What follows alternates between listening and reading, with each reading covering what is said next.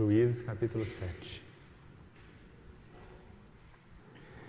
Então, Jerubaal, que é Gideão, se levantou de madrugada e todo o povo que com ele estava, e se acamparam junto à fonte de Arode, de maneira que o arraial dos medianitas lhe ficava para o norte, no vale defronte do outeiro de Moré.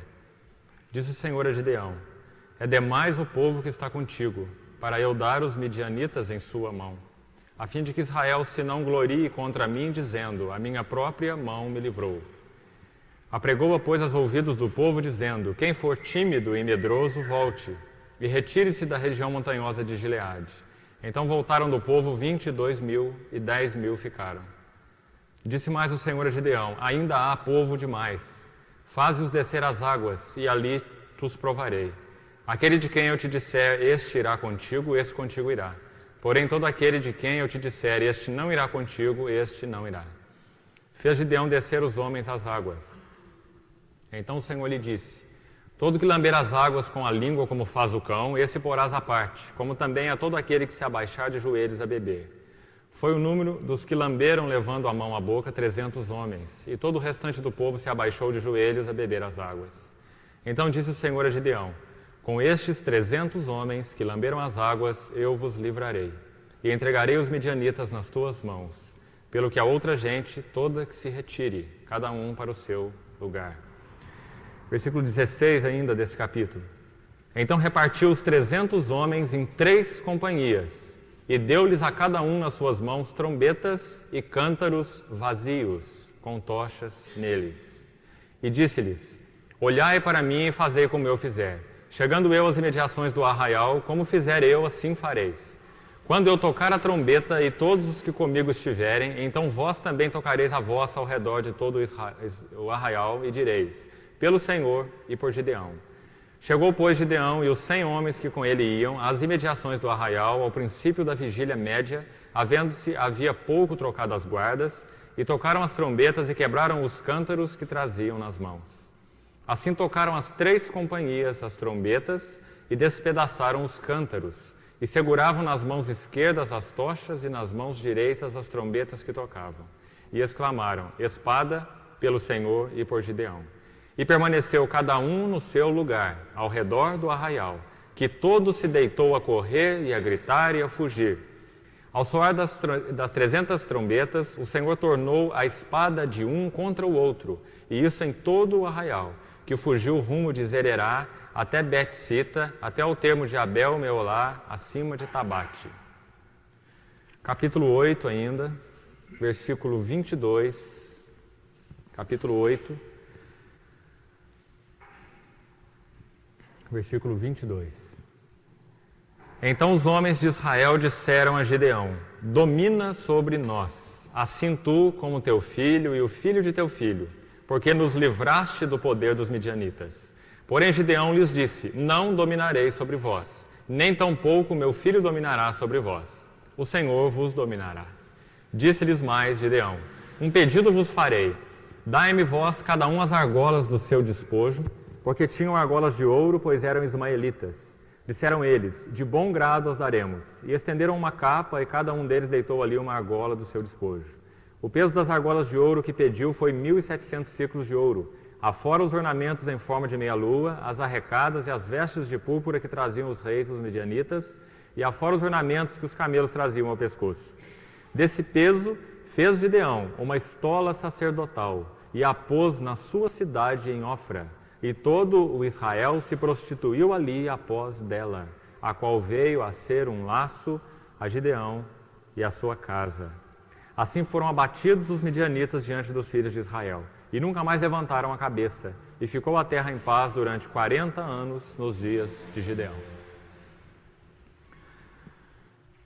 Senhor, nós pedimos pela Tua misericórdia, pelo Teu amor, pela Tua graça, que o Senhor nos dê capacidade de vermos, através da Tua palavra, a Ti mesmo, vermos de forma clara, Senhor, Teu tratar conosco, vermos de forma clara o Teu propósito em nos conduzir em nossa vida cristã, em nossa vida de relacionamento com o Senhor. Que o Senhor possa abrir os princípios espirituais contidos nestes textos e revelar-te, Senhor, através destes princípios aos nossos corações. Nós queremos ver mais do que os princípios em si. Queremos ver e tocar o Senhor mesmo, para que o nosso relacionamento com o Senhor seja desenvolvido e aprofundado. Usa a Tua palavra, nós te pedimos, dá-nos revelação. Toma esse tempo em Tuas mãos e glorifica o Teu nome. Em nome de Jesus. Amém.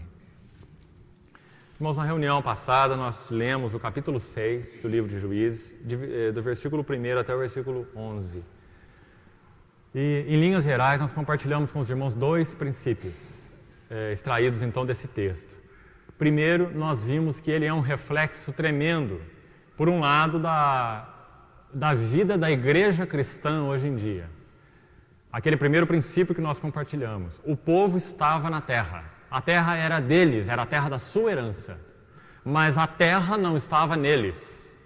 Porque embora eles tivessem, de certa forma, liberdade para lavrar a terra, para semear a terra, quando os frutos então estavam amadurecidos e na época de colheita, eles eram saqueados por esses inimigos midianitas que desciam com milhares de pessoas nos seus camelos e roubavam tudo o que havia na terra e levavam então para fora, saqueando os israelitas. E nós vemos que essa figura é tremenda, tanto a respeito da história da vida da igreja hoje, quanto a respeito das nossas vidas individuais. Já que os midianitas, eles eram um povo cuja raiz, não é, Midian, era um filho de Abraão com uma outra mulher que não Sara, chamada Quetura. Então o povo de Israel era aparentado com os midianitas. Midian também era filho de Abraão. Então nós vimos que os midianitas, de alguma forma, tipificam aquilo que é aparentado conosco, aquilo que nos é simpático, aquilo que nos é agradável, mas que de forma muito sutil tem poder então de arrancar de nós o desfrute de Cristo. E compartilhamos então algumas coisas no aspecto da vida particular, da vida pessoal, individual, e compartilhamos alguma coisa com relação à vida da igreja. Eu creio que a igreja hoje realmente tem sido assolada nesses aspectos. Muitas coisas em si mesmo agradáveis, em si mesmo simpáticas, em si mesmo boas, né? Até de certa forma grande valor é dado a essas coisas, tem ocupado a centralidade do próprio Senhor Jesus na vida da igreja e no reunir da igreja. E nós podemos incluir tanta coisa aí, né? Que tem provocado tanta distração e descentralização da pessoa do Senhor Jesus, de um viver corporativo em função de conhecê-lo, em função de ganhar a Cristo, em função de crescermos em direção à maturidade de Cristo, em função de nos reunirmos e de vivermos como igreja, não apenas reunirmos, mas vivermos como igreja, afinal de contas, em função de ver a Cristo, revelarmos a Cristo uns aos outros, exortarmos nas nossas vidas individuais, para que possamos crescer em maturidade segundo a imagem de Cristo. Irmãos, muitas coisas têm descentralizado a vida da igreja desse único e central, então, objetivo, que é o objetivo do Senhor para com ela. Isso é terrível, porque há um versículo aqui que nós já compartilhamos, versículo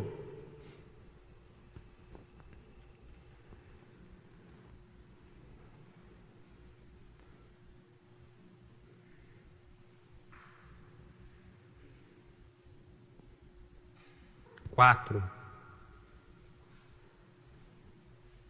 Presta atenção. Contra eles se acampavam, contra Israel, destruindo os produtos da terra até a vizinhança de Gaza, e não deixavam em Israel sustento algum, nem ovelhas, nem bois, nem jumentos, pois subiam com seus gados e tendas e vinham como gafanhotos em tanta multidão que não se podiam contar, nem a eles nem os seus camelos, entravam na terra para destruir. Versículo 6 agora. Assim, Israel ficou muito debilitado com a presença dos midianitas. É uma referência tremenda aqui, né? Dentro desses aspectos que nós temos compartilhado aqui. Israel ficou muito debilitado com a presença dos midianitas. Daquilo então que é simpático e agradável, mas que rouba a centralidade de Cristo na vida coletiva e na vida individual. Israel ficou muito fraco com a presença dos midianitas. Eles estavam na terra. Nada vai mudar com relação à nossa história de estar em Cristo. Nós também estamos em Cristo. Mas a questão é, Cristo habita em nós? É verdade também que Cristo está em nós, no que concerne a nossa regeneração, o nosso novo nascimento. Mas Cristo habita em nós, Ele tem se assenhoreado dos nossos corações, Ele tem ocupado nossas intenções, nossas motivações, nossos pensamentos, nossas ambições, Ele tem ocupado tudo que há em nós. Cristo habita em nós. Se isso não é verdade, alguma coisa tem roubado Cristo de nós. E nós temos visto que a figura dos midianitas, ela é então muito útil aqui, porque ela fala daquilo que é aparentado conosco, muito próximo, muito ligado.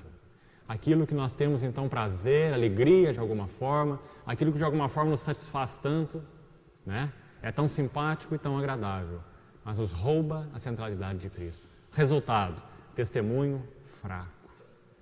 Claro, vidas fracas. Então essa é uma marca da igreja hoje, e é uma marca de muitas das nossas vidas individuais, né? E eu creio que é por misericórdia que o Senhor realmente trabalha essas questões em nós, porque a maioria delas são coisas tão naturais, não é? De nos relacionarmos, são coisas tão normais, são coisas do dia a dia.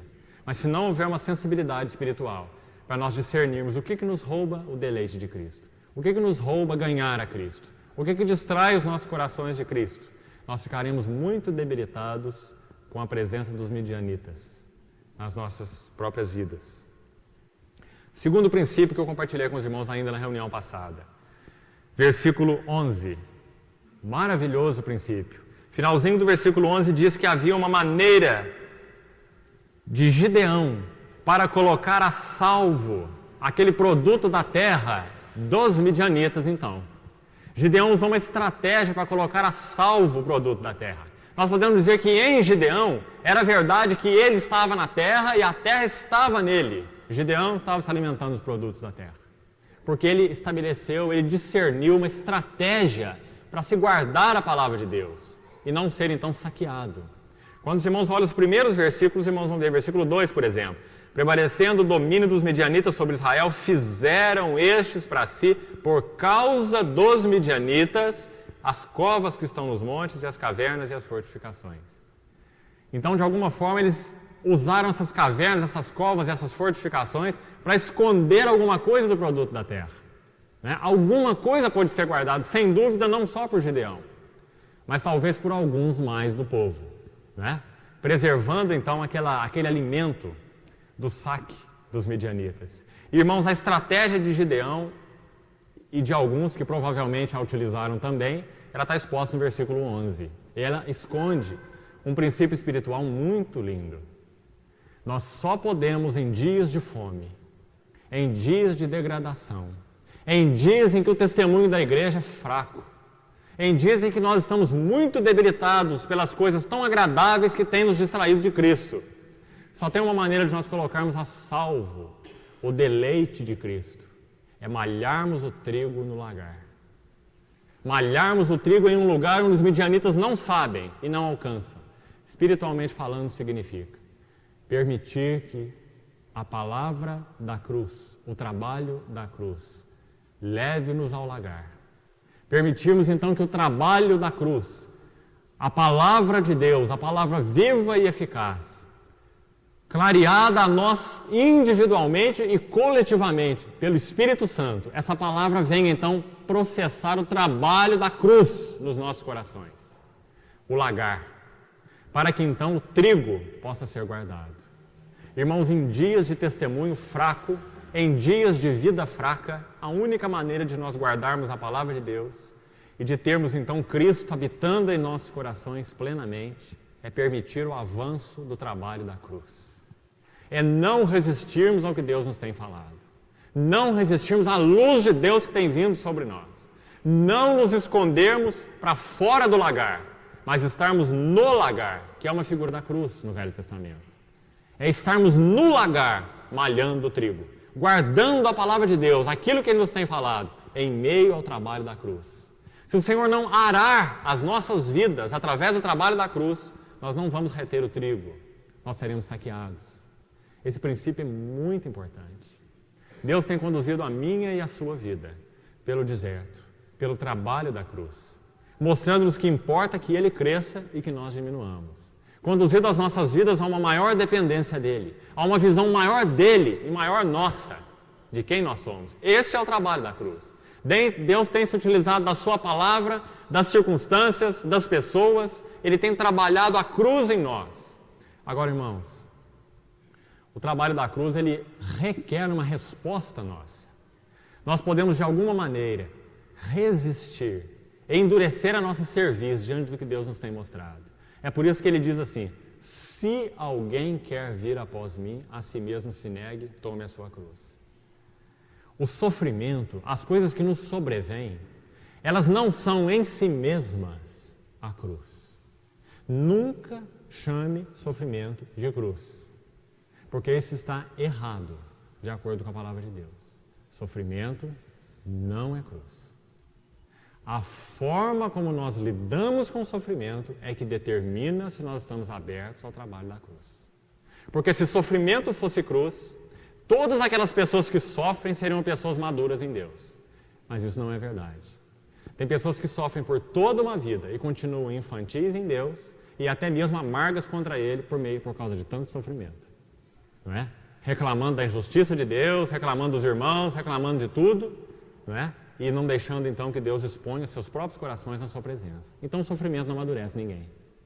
É a nossa reação ao sofrimento é que determina se nós estamos ou não tomando a cruz. Então cruz não é sofrimento.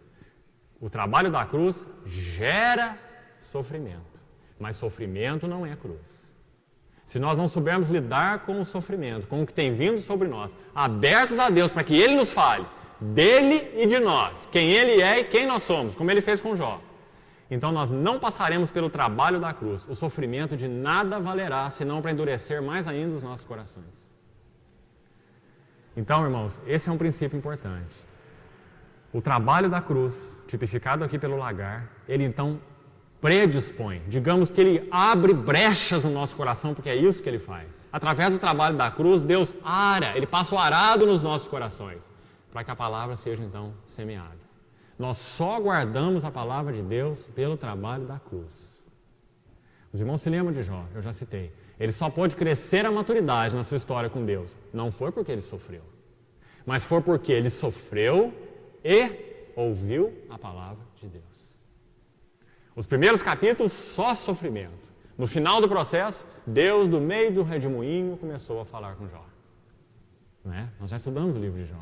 Então Deus fala, revela toda a sua glória, soberania, que Ele é um Deus indisponível, Ele é um Deus que governa e que faz o que Ele quer, como Ele quer, na hora que Ele quer, com quem quer, do jeito que Ele quer, que Ele não está amarrado com ninguém, nem com o justo, que o justo, se ele praticar a justiça, isso é útil para ele, mas não é útil para Deus, não acrescenta nada à santidade de Deus, Deus não precisa da nossa justiça, Ele já é totalmente justo e santo.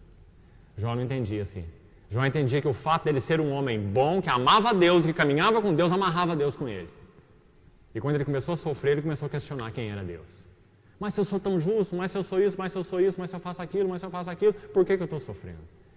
Né? Então Deus, ele despe Jó através do sofrimento. Ele vai despindo Jó dos seus adornos intelectuais, até mesmo morais, emocionais, físicos, até físicos. Ele torna Jó um doente, né? Ele despe Jó dos seus adornos. Esse é um aspecto do trabalho da cruz. Mas não é só esse.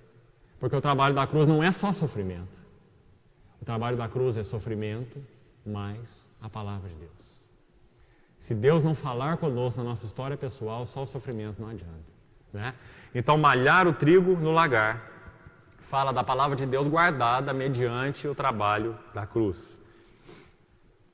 Agora, irmãos, nós começamos a ler hoje a partir do capítulo 7. Agora eu preciso contar a história anterior para os irmãos. O texto é longo, né? São 3 capítulos inteiros, 6, 7 e 8, para falar sobre a história de Gideão e os 300. Então eu gostaria de contar um pouco da história e extrair um pouco de princípios para os irmãos do capítulo 6, já que não dá para a gente passar por tantos detalhes. Dos versículos 12, que foi onde na reunião passada nós paramos de ler, né? Capítulo 6, dos versículos 12 até o finalzinho, até o versículo 40, muita coisa interessante acontece. Eu gostaria de citar para os irmãos alguns fatos importantes que escondem também princípios espirituais muito importantes. do nosso relacionamento com Deus e, obviamente, da nossa batalha espiritual. Então, o que acontece a partir do versículo 11, na verdade? Né? Deus chama Gideão. Gideão tem uma visão ali, né, do anjo do Senhor debaixo desse carvalho que está em Ofra, como diz o versículo 11. Tem um detalhe sobre esse anjo, no versículo 21, que eu gostaria que você notasse. Diz assim, olha, estendeu o anjo do Senhor a ponta do cajado que trazia na mão. Era um anjo interessante. Gideão não viu apenas um anjo, ele viu um anjo com um cajado na mão. Por que um cajado e não um outro instrumento qualquer? Uma trombeta, uma vara? Né? Por que um cajado? A ideia é bem simples, né? E clara para Gideão, porque cajado é instrumento de pastor. Então, Deus se revela a Gideão como aquele que pastoreia a Israel. O anjo do Senhor, isso aqui é chamado de teofania. Teofania seriam aquelas manifestações de Deus não encarnadas, porque Deus somente se encarnou na pessoa do Senhor Jesus. Teofania, no Velho Testamento, são manifestações de Deus não encarnada, mas manifestações de Deus mesmo. Não era apenas um anjo, não. Um anjo qualquer, não. Por isso aparece aqui com letra maiúscula. O anjo do Senhor. Não é? E esse anjo aceita a adoração, ele recebe a adoração, porque é uma manifestação de Deus. Não é um anjo, na verdade. É uma manifestação do próprio Deus, só que não encarnada. Por muitas vezes isso acontece no Velho Testamento. Deus se mostrou assim para Moisés, Deus se mostrou assim para Abraão. Então isso se chama teofania, um aparecimento de Deus, de uma forma não encarnada. Né? Então o anjo do Senhor, o próprio Senhor, assentou-se ali então debaixo daquele carvalho. E observa que ele tinha então esse cajado de pastor na mão. Uma figura muito linda. Porque Gideão deve ter ficado assombrado diante daquela visão, é claro. Não é? É bem evidente aí que ele ficou. O Senhor falou com ele através daquela expressão, aquela teofania, não é? O Senhor é contigo, homem valente, não é? Então ele viu aquele anjo com um cajado na mão. A ideia é que Gideão seria realmente apenas um cooperador nessa batalha espiritual, não é? Porque o Senhor é o pastor do seu povo. Aquele anjo aparece com um cajado. E o que acontece aqui? Os irmãos vão ver que no início, primeira coisa importante aqui é o chamado do Senhor. Não é? Na nossa história, na nossa batalha espiritual, meus irmãos, tudo começou assim. Nós não teríamos nenhuma batalha espiritual se o Senhor não tivesse revelado a nós, se o Senhor não tivesse nos chamado. Ele nos chamou do mundo, então a nossa história de batalha começou. Ele nos chamou das trevas, então a nossa história de batalha começou. Ele nos trouxe para a luz, então nós começamos a ver as trevas do nosso coração. Então nós começamos a entender. Então a nossa batalha começou. Com Gideão também foi assim. Agora é lindo nós vemos como o Senhor o chama então para a batalha. Primeira coisa que ele vê, o Senhor mesmo, né, na pessoa daquele anjo, com o cajado na mão. Interessante que essa visão é desenvolvida no Novo Testamento de uma forma tão interessante. Né? O Senhor Jesus, em 3 vezes no Novo Testamento, aparece essa expressão pastor, com letra maiúscula, se referindo a Jesus. João capítulo 10 é a primeira vez, ele diz assim, eu sou o bom pastor. O bom pastor dá a vida pelas suas ovelhas. Né? Depois em Hebreus aparece novamente, na nossa história pessoal hoje, nós que já conhecemos o bom pastor e já entramos num relacionamento com ele. Então ele diz em Hebreus o Senhor é revelado como o grande pastor das ovelhas. Esse que nos aperfeiçoa, o sentido da palavra ali é levar à maturidade. Hebreus capítulo 13, versículo 20. Ele está nos aperfeiçoando em todo o bem, nos levando à maturidade, o grande pastor das ovelhas. Esse que tem o cajado na mão. Esse que é o líder da nossa batalha espiritual. Porque nós não somos nada nessa batalha espiritual. Nós não podemos com nada. Nem com nós mesmos, nem com as hostes espirituais do mal, nem com o mundo, nem com nada. A primeira necessidade na nossa batalha espiritual é a visão do Senhor com o cajado na mão. Esse texto de Hebreus 13, versículo 20, é muito esclarecedor nesse sentido. É uma oração, na verdade, né? Dizendo que o Senhor é o grande pastor das ovelhas e que Ele vai nos aperfeiçoar em todo bem, para nós cumprirmos a sua vontade, operando em nós o que é agradável a Ele. Hebreus 13, 20. Depois você confira esse texto. Ele é o grande pastor. E Gideão viu assim. Gideão viu um anjo do Senhor com um cajado na mão. Agora tem uma terceira menção no Novo Testamento sobre o pastor. Aparece lá em Pedro. 1 Pedro 5, versículo 4. Pedro diz assim: quando o Supremo Pastor se manifestar, nós receberemos a imarcessível coroa da glória.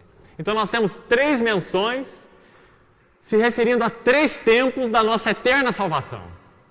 É muito precioso. Nós temos o bom pastor, aquele que deu a sua vida por nós. Isso é passado.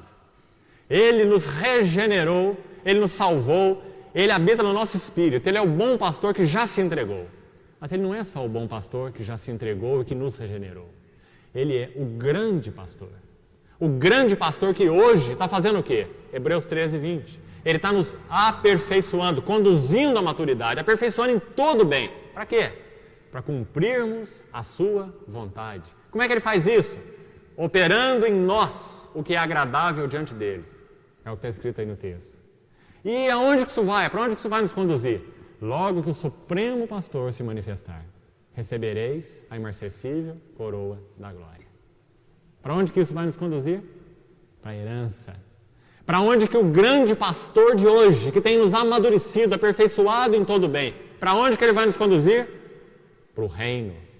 Recebereis a imarcessível coroa da glória. Esse grande pastor de hoje está nos aperfeiçoando e amadurecendo para nos conduzir ao reino quando ele voltar. Né? O bom pastor, o grande pastor, o supremo pastor. Então Gideão teve essa visão, o anjo de Deus com um cajado na mão. Que visão importante, né? E isso sem dúvida foi de um valor muito grande para Gideão. Porque assim como Moisés, quando foi chamado por Deus, você se lembra? Senhor, eu não sei falar, chama outro, dá um jeito, eu não tenho condição, 40 anos nesse deserto, se eu sabia alguma coisa, eu já desaprendi tudo. Eu vou ter que fazer curso no Egito de novo, para lembrar as coisas que eu já esqueci, porque senão o senhor não pode me usar. Não é? Moisés achou que ele tinha que ir de novo para a academia do Egito para fazer o curso. Não é? Porque ele tinha ficado sozinho no deserto 40 anos, ele desaprendeu tudo, quase que ele desaprendeu falar. Ele só tinha contato com ovelha. Não é? Quando o Senhor o chamou, ele estava quase balino, que nem uma ovelha. Então o Senhor o chamou e falou, eu não tenho jeito. E o Senhor falou assim, Moisés, a questão não é o que você é, a questão é o que eu sou. Você não tinha jeito quando você estava lá. Agora que você não sabe nada, você tem jeito.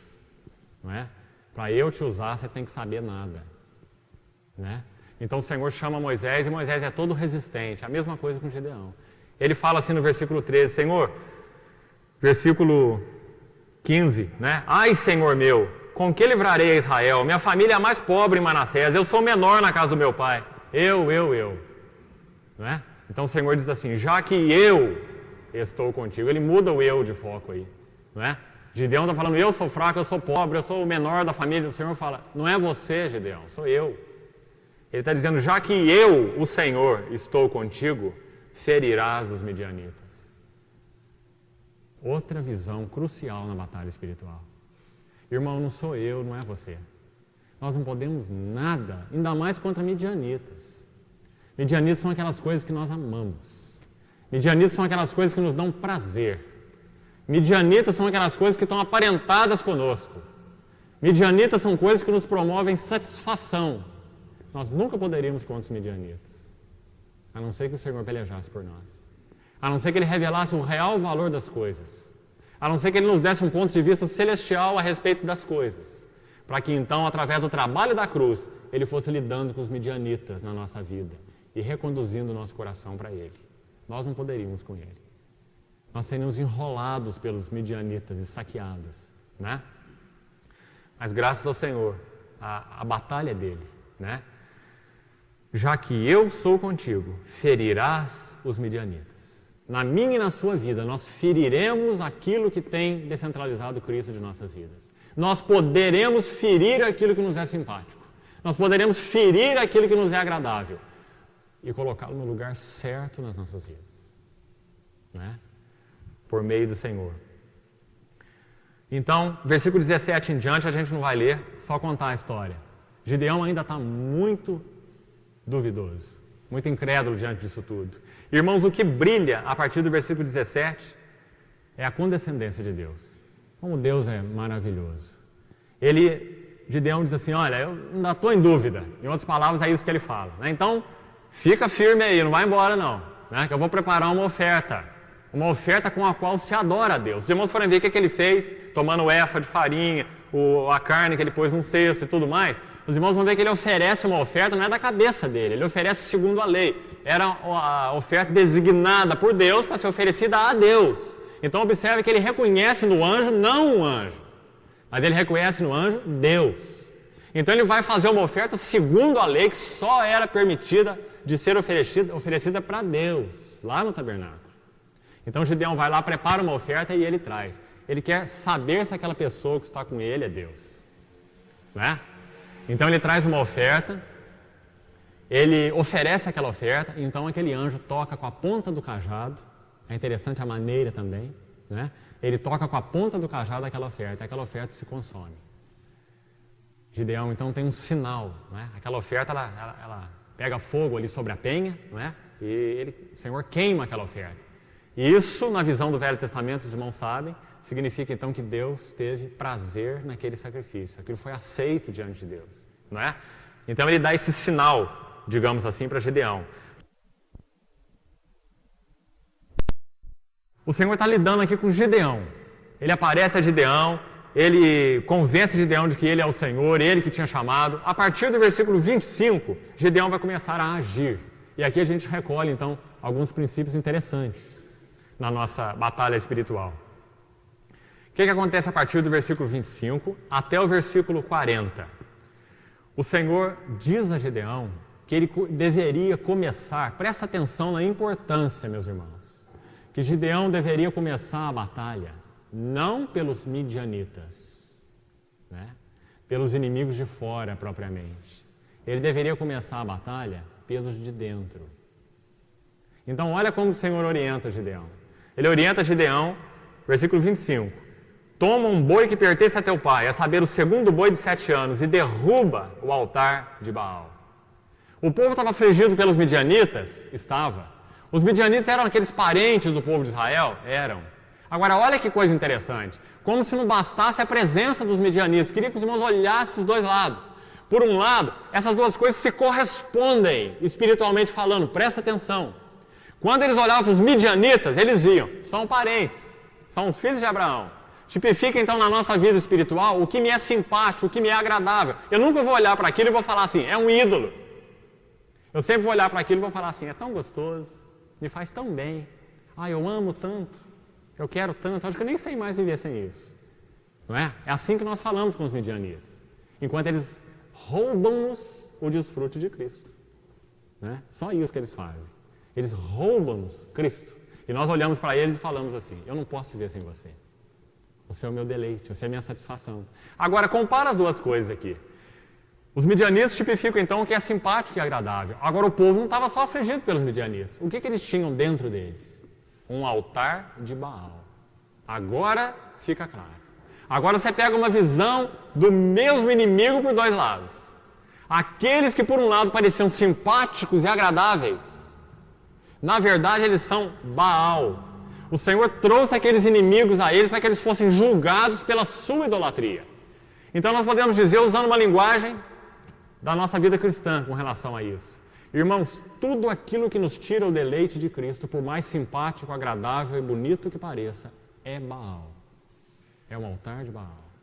É idolatria. Então, o povo, por um lado, afligido pelos midianitas. Por outro lado, um altar de Baal. Onde que o Senhor começa? Ele começa naquilo que é agradável e simpático? Não, ele começa no altar de Baal. Ele começa revelando a idolatria. Né? Então ele vai começar a mostrar o real valor das coisas. É porque ele vai mostrar que aquilo que é simpático é Baal, é que nós poderemos lidar com ele. Você entende isso? Se o Senhor não mostrasse para você que aquilo que você ama tanto é Baal, você nunca lidaria com ele. Você continuaria achando simpático e agradável, né?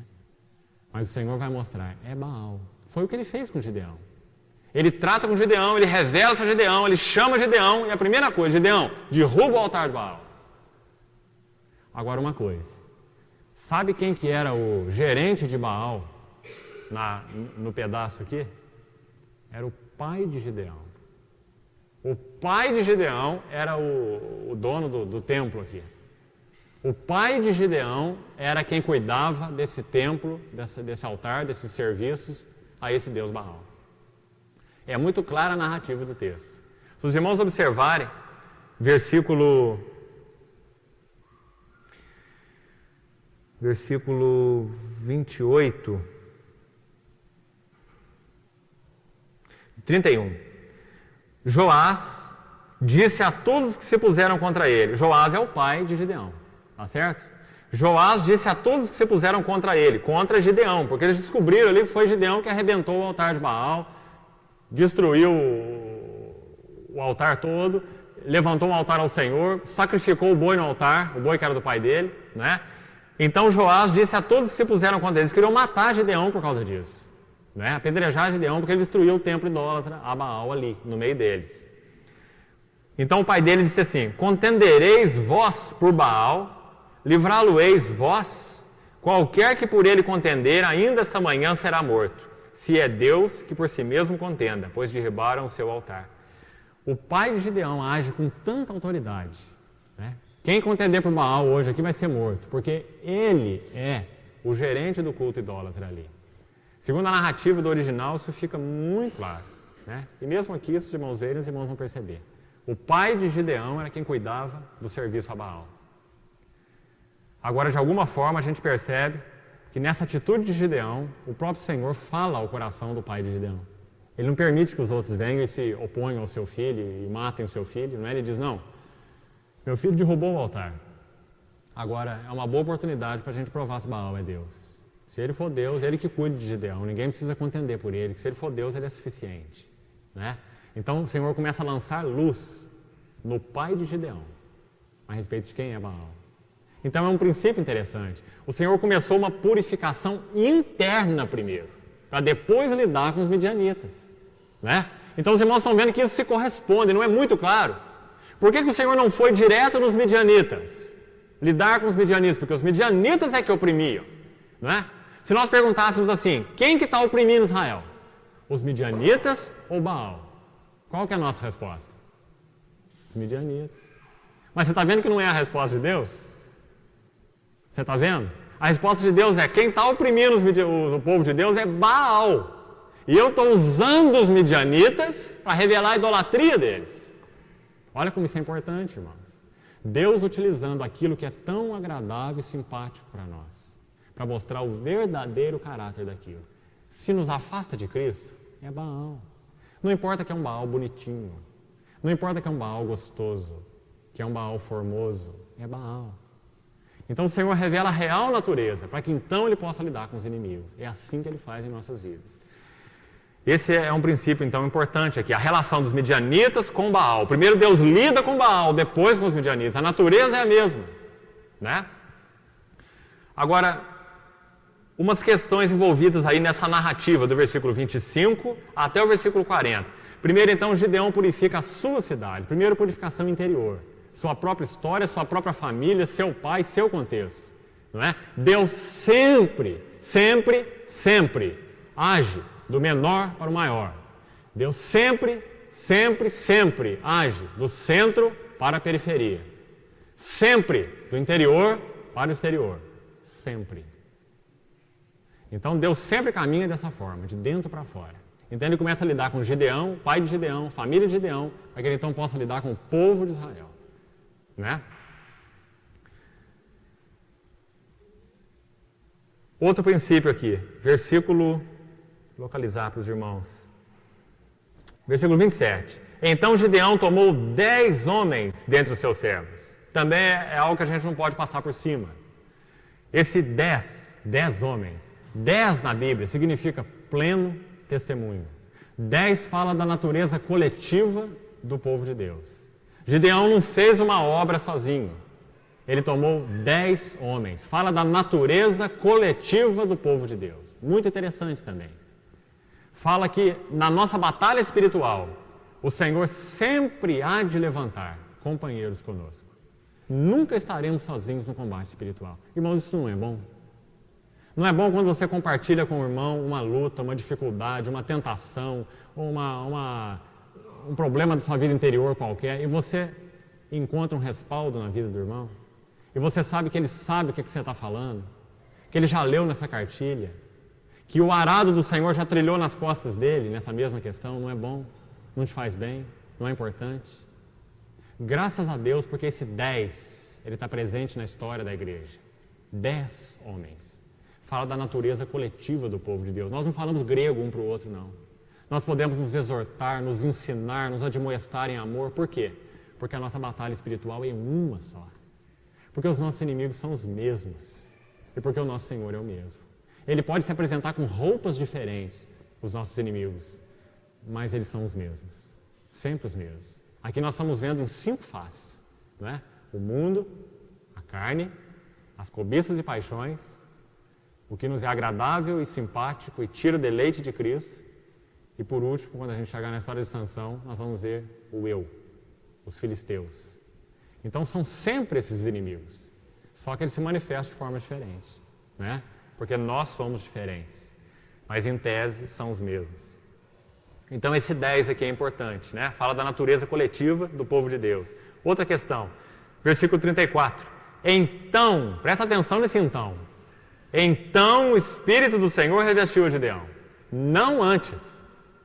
Queria que você observasse a sequência. Primeiro Gideão foi chamado, não foi? Foi. Depois Deus revelou a idolatria na própria história dele, não foi? Derrubou o altar de Baal e começou a lidar com aquilo. Depois ele foi revestido, não é? Para o serviço. Então Deus pôde se utilizar, essa seria a lição. Deus pôde ter em Gideão um instrumento útil depois do altar de Baal ser derrubado. Irmão, quanto isso é importante. Você e eu nunca poderemos auxiliar ninguém na sua batalha espiritual, nas suas lutas espirituais, se você não tiver altares de Baal derrubados na sua vida. Você não vai ajudar ninguém a entender o mundanismo na vida dele, se você não tem entendido o seu mundanismo. Você nunca vai ajudar ninguém a entender suas cobiças e paixões, como que elas funcionam, como que elas operam no nosso interior, a que elas nos levam. Você nunca vai ajudar se você não tiver tido esses inimigos tratados, esses altares de Baal derrubados. Você nunca vai ajudar ninguém a lidar com aquilo que é tão agradável e simpático, se Deus não tem levado você a lidar com o que é agradável e simpático na sua vida e que tem te distraído de Cristo. Então, primeiro, Gideão derruba o altar de Baal. Depois ele pode ser útil. Que Deus é o nosso Deus, né? Nós não somos úteis apenas por estudar teologia. Nós não somos úteis por termos uma formação acadêmica. Nós não somos úteis por termos inteligência. Nós não somos úteis por termos eloquência, oratória, capacidade de convencer os outros. Né? Isso é nada. Nós só somos úteis, espiritualmente falando, se nós conhecemos o trabalho da cruz. Os altares de Baal derrubados. Se eu conheço o mundanismo em mim, se eu conheço a carne em mim, se eu conheço as cobiças em mim, se eu conheço paixões em mim, se eu conheço coisas que tiram deleite de Cristo em mim, aí eu sou útil para auxiliar outros. Porque eu sei como que isso se processa na história espiritual. O Senhor Jesus foi tentado em todas as coisas, a nossa semelhança, mas sem pecado. Por isso ele tem poder para socorrer os que são tentados.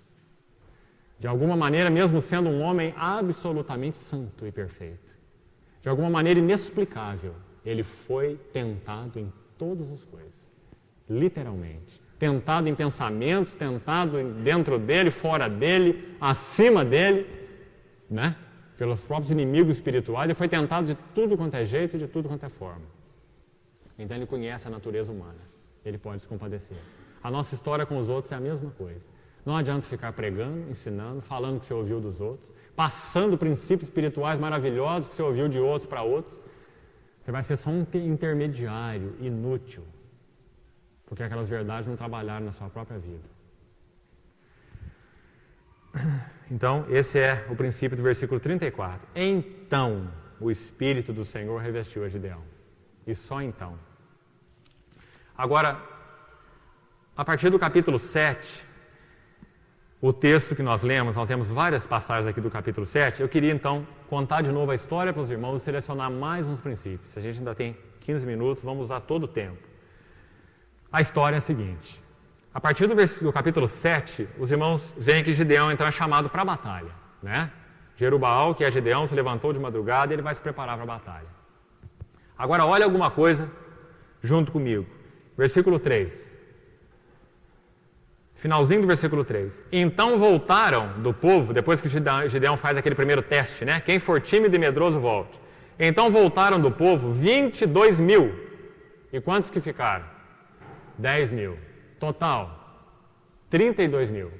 Então o exército de Gideão dispunha de 32.000 homens. Está muito claro aí no versículo 3. Agora, se você ler o capítulo 8, versículo 10, você vai ver o seguinte: o exército do inimigo agora, os midianitas. Então diz assim: estavam Zeba e Zalmuna, que eram os dois líderes, príncipes lá dos midianitas. Estavam em Carcor, e os seus exércitos com eles. Presta atenção agora. Uns 15.000 homens. Porque Gideão já tinha lutado e desbaratado a 90% do exército, né? Então tinha restado 15.000, né? Todos os que restaram do exército dos povos do Oriente. E os que caíram foram 120.000. Então soma de novo, 135.000. Né? Então, eu quero que os irmãos vejam a visão de Deus a respeito da batalha espiritual. Os midianitas vinham então sobre Israel com 135.000 homens. E o Gideão tinha com ele 32.000 homens. Proporção, mais ou menos de 4-1. 4 midianitas para cada israelita. Eles estavam em vantagem 4 vezes maior. Agora, o que o Senhor fala para o Gideão, no versículo 2, é o seguinte: disse o Senhor a Gideão: é demais o povo que está contigo.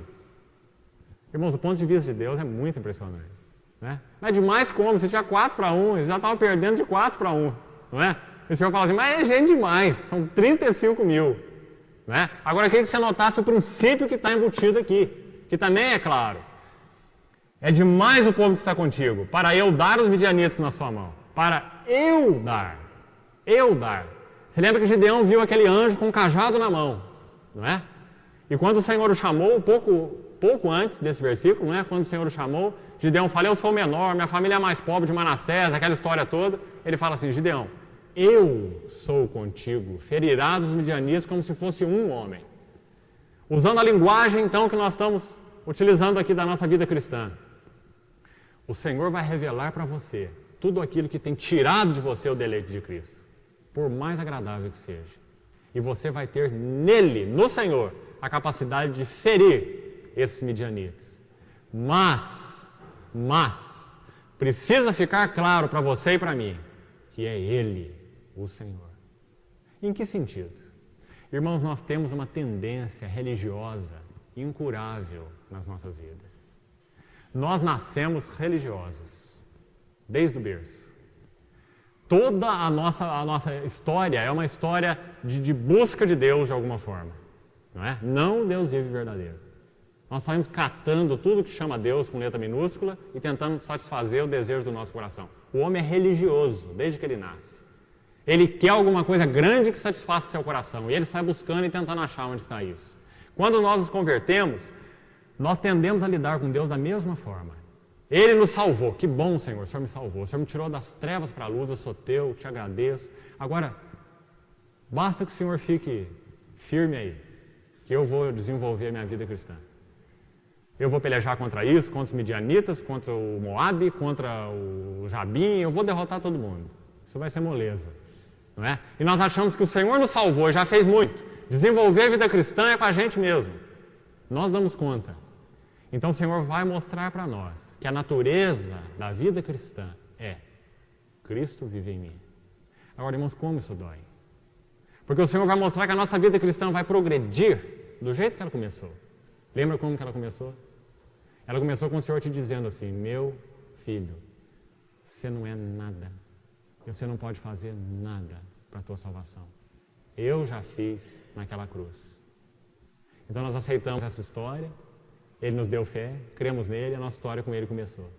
Isso foi em um dia. A partir daí na nossa história, Ele vai continuar falando a mesma coisa. Ele vai dizer assim: meu filho, eu te chamei para uma vida que é impossível para você.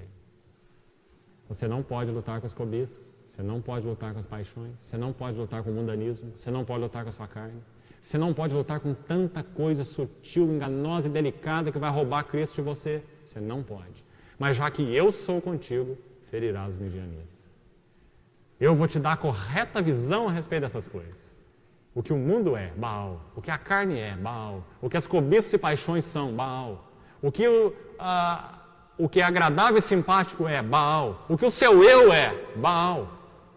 E na medida que eu vou revelando isso para você, eu vou te capacitando para lidar com cada uma dessas coisas. Eu sou contigo. Então ferirás os midianitas. Eu te dou não só visão, mas poder. Eu te dou não só visão, mas graça. Esse é o Senhor e essa é a natureza da vida cristã.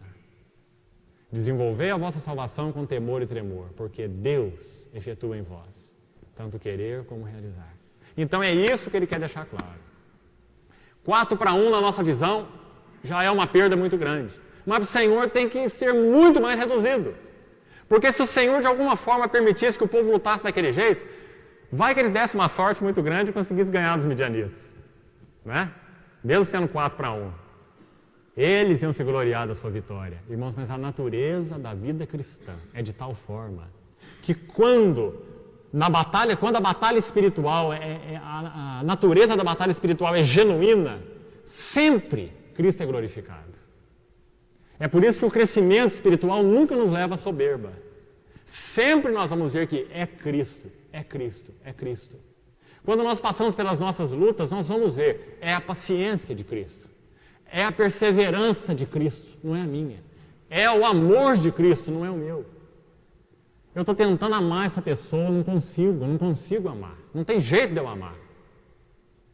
Na medida que o Senhor começa a revelar o ponto de vista adequado de quem Ele é e de quem eu sou, nesse problema específico, eu começo a amar.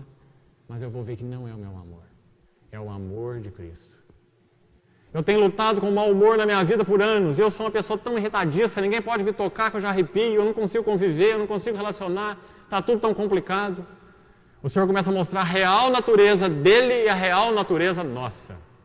Então você vai começar a poder demonstrar a mansidão de Cristo, não é sua. Porque na medida que ele vai tratando com você, ele vai te escondendo nele. O problema é que nós entendemos errado a vida cristã. Nós entendemos a vida cristã como um trabalho de lanternagem. Eu chego com o carro amassado e Deus aproveita o mesmo carro. Ele conserta. A vida cristã não é isso. Eu chego com o carro amassado. Deus coloca o carro no ferro velho. Desce a prensa e achata o carro. Acaba com ele. E ele põe um carro novo para funcionar. Essa é a natureza da vida cristã. Deus não está retocando e melhorando a minha carne. Ele está me reduzindo. Eu chego com o carro enferrujado. Ele acaba de arrebentar com o carro. Essa é a natureza da vida cristã. O povo chegou com 35 mil homens para lutar com 132. O Senhor fala assim, é gente demais. Não é? Parece que ele já estava arrasado. O Senhor arrasa mais. Não é isso que acontece aí? Eles achavam que estava arrasado, mas não estava. Sabe qual é o nosso problema? Irmão, guarda isso. O nosso problema não é porque nós somos fracos. O problema nosso na vida cristã é que nós somos fortes. Porque se nós fôssemos fracos, o Senhor viveria através de nós. É porque nós somos fortes que Ele não pode viver através de nós. Simples, né? No entendimento é simples, mas na história é doído. Porque o que o Senhor vai fazer? Ele vai enfraquecer você. Ele vai falar para você, mas quem disse que você pode ter paciência? Mas quem disse que você pode ter amor? Mas quem disse que você pode viver como me agrada? Mas quem disse que você é capaz para vencer suas tentações? Mas quem disse que você pode dar conta disso? Quando que eu te falei isso? Eu disse que eu viveria através de você, mas você não deixa. Né? Seu problema é que você é forte. Paulo diz assim, eu muito mais me gloriarei nas minhas, o quê? Fraquezas, para que sobre mim repouse o quê? Poder de Deus. João Batista disse o quê? Importa que ele cresça e que eu... Esse é o princípio aqui em Juízes. João capítulo 3, versículo 30. É isso que o Senhor está fazendo com o exército de Gideão. Importa que ele, o Senhor, cresça e eu diminua. Só Gideão, 35 mil, não. Você tem que ir com 300. E o midianita vem com você com 135 mil. Aí está bonita a guerra. Né? Você com 300 só. E ele com 135 mil. Absolutamente desproporcional. Não tem nem lógica um combate desse. Não é verdade? Mas a vida cristã também não tem lógica. A vida cristã tem dependência. Não é lógica. É dependência. É confiança. É quebrantamento. Né? Foi isso que ele fez com Gideão. Importa que ele cresça e que eu diminua. Ele está diminuindo essa turma toda aí. Versículo 3 diz assim: apregou-a, pois, aos ouvidos do povo, dizendo: quem for tímido e medroso, volte, e retire-se da região montanhosa de Gileade. Interessante que tinha 32 mil, não é? Quando o Gideão perguntou, através do Senhor, o Senhor orientou a fazer isso, né? Quem for tímido e medroso, volte. Dos 32, volta 22. É muita gente, né? E o que a gente entende aqui ser tímido e medroso? Irmãos, está muito claro. Segundo as palavras de Apocalipse, a visão do Novo Testamento, eram pessoas que amavam a sua vida. Eles eram tímidos e medrosos. Eles estavam preocupados com o quê? Com a sua preservação, com o seu bem-estar. Eu não vou de jeito nenhum. 35 mil, já estamos em desvantagem, 4 contra 1. O povo vem com o exército e nem a gente contar, né? Eu vou sair fora disso. Irmãos, isso é verdadeiro na nossa história com o Senhor. Quando o Senhor começar a revelar teus inimigos espirituais, você está em risco, entre aspas. Né? Um risco é você achar que dá conta. O outro risco é você simplesmente se colocar fora. Então não posso mesmo, vai ficar tudo do mesmo jeito. Tem jeito mesmo, não funciona, não dá certo, nunca vai mudar, eu sou assim, nasci assim, meu pai me ensinou assim, todo mundo vive assim, afinal de contas, o que é que tem? E aí você entra para o outro rumo. Né? Você sai porque você ama a sua vida. Parece espiritual. Parece espiritual você dizer, não, não mudo mesmo, eu sou um pecador, não tem condição para mim, não vai dar. Não é? Mas isso, na verdade, é um ego disfarçado. É falsa humildade. Por quê? Porque você está dependendo dos seus recursos. Você está dizendo assim, para mim não vai dar, eu não posso. Né? Mas isso não te faz achegar ao Senhor, isso te faz afastar dele. Né? Então mostra que a sua base é egocêntrica, seu fundamento é egocêntrico. Você está se afastando por causa da sua fraqueza. Você deveria se aproximar por causa da sua fraqueza. Quando nós nos afastamos do Senhor por causa da visão da nossa fraqueza, isso é carnal, não é espiritual. Quando nós nos aproximamos do Senhor por causa da nossa fraqueza, isso é espiritual. Né? Então, quem for tímido e medroso, volte. Eles se retiraram, olha o que está escrito aí, porque eles amaram a sua própria vida. Né? Apocalipse capítulo 2, versículo 10, diz que os vencedores, aqueles que venceram, eles venceram os seus inimigos, né, espirituais. Ali se refere ao próprio diabo até. Capítulo 12 de Apocalipse. Eles o venceram por causa do sangue do Cordeiro, por causa do que Cristo fez lá na cruz. Não é a minha vitória, a vitória é dele, o sangue do Cordeiro, mas tem mais coisas. O sangue do Cordeiro é a base, é o fundamento. Sem o sangue do Cordeiro, nada. O que nós podemos fazer? Não é? Eles, pois, o venceram por causa do sangue do Cordeiro. Mas não é só o sangue do Cordeiro. Eu preciso fazer algo. Não é acrescentar algo à obra de Cristo, porque nada pode ser acrescentado à obra de Cristo. Mas essa vitória deve aparecer da minha vida. Como é que ela vai aparecer? Pela palavra do testemunho que dera. Testemunho do quê? Testemunho do valor dessa obra executada na cruz do Calvário. Testemunho da glória de Cristo. É o que a tocha aqui em Gideão tipifica. Aquelas tochas que eles levaram na mão. A gente vai chegar lá. Então, a palavra do testemunho. E o último item lá de Apocalipse 12, versículo 11. Confira lá, Apocalipse 12, 11.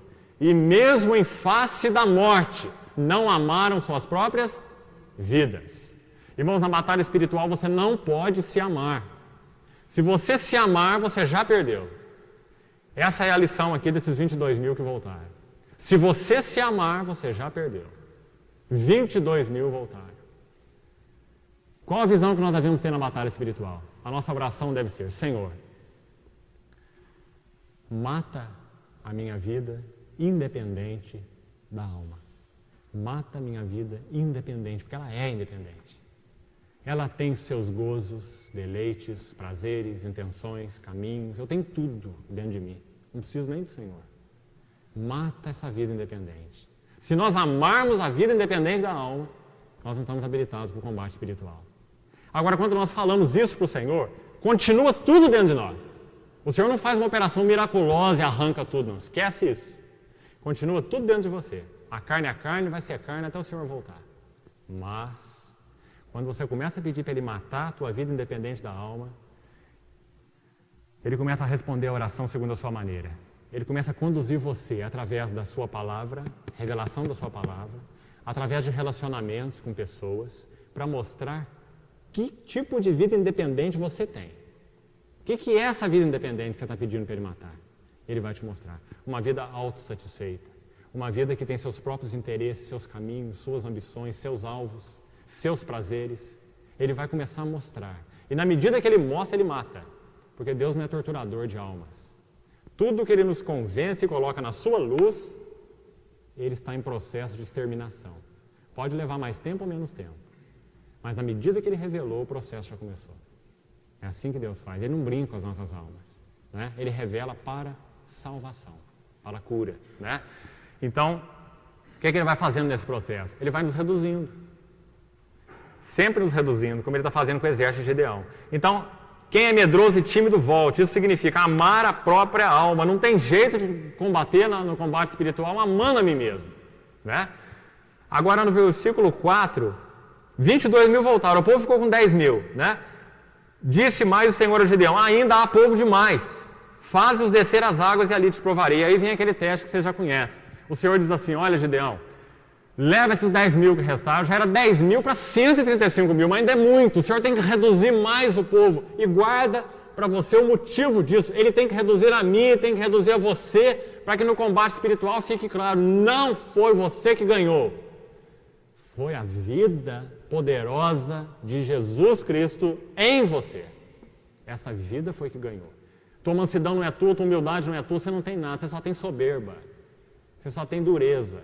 Sua mansidão, a mansidão que se manifesta em você é de Cristo. O amor, a humildade, a alegria, a paz e tudo mais. Né? Então ele vai reduzindo.